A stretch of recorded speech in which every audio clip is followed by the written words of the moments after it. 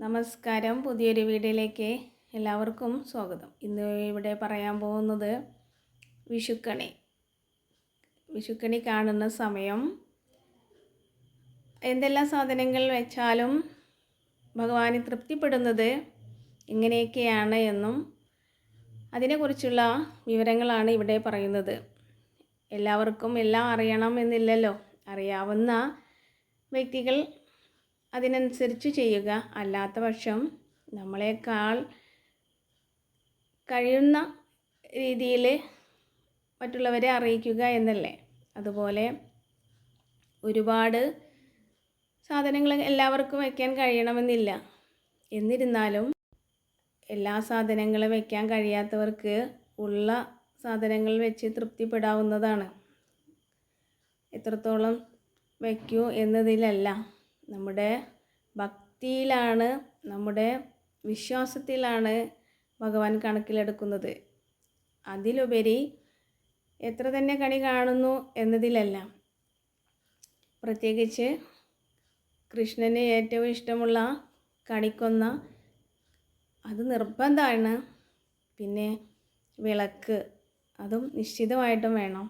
ബാക്കി നിങ്ങളാൽ കഴിയാവുന്ന എത്രത്തോളം സാധനങ്ങൾ കഴിയുന്നു അത്രത്തോളം വയ്ക്കുന്നത് ഭഗവാന് എത്രയും ശ്രേഷ്ഠമായിട്ടാണ് ഭഗവാൻ കണക്കിലെടുക്കുക. കാരണം പ്രത്യേകിച്ച് കൃഷ്ണ ഭഗവാൻ ഉണ്ണിക്കണ്ണന് ഏറ്റവും ഇഷ്ടമുള്ളത് ഭക്തിയാണ്.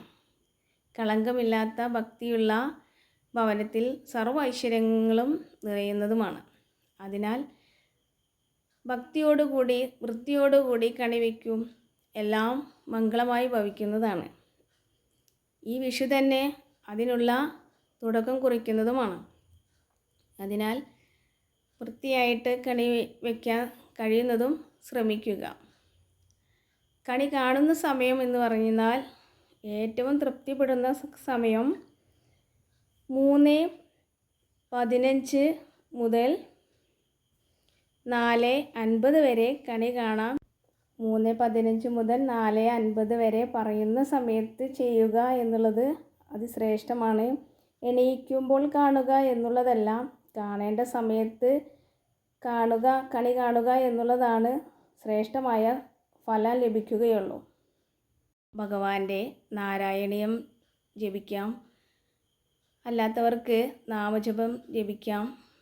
നാരായണ നാരായണ എന്ന്, കൃഷ്ണ ഗുരുവായൂരപ്പ, ഹരേ രാമ ഹരേ രാമ, അങ്ങനെ ശ്രേഷ്ഠമായ നാമജപത്തോടു കൂടി കണി കാണുക അത്യുത്തമമാണ്. നാരായണ നാരായണ എന്ന് എത്രത്തോളം ജപിക്കാൻ കഴിയുന്നു അത്രത്തോളം ശ്രേഷ്ഠമാണ്. അതിനുള്ള ഫലം നിശ്ചിതമായിട്ട് ലഭ്യമാകുന്നതാണ്. എല്ലാ മംഗളങ്ങളും ഭവനത്തിൽ നിറയുന്നതുമാണ്. സർവ്വ ഐശ്വര്യങ്ങളും നിറഞ്ഞ വിഷു ഭവനത്തിൽ കണി കാണാം.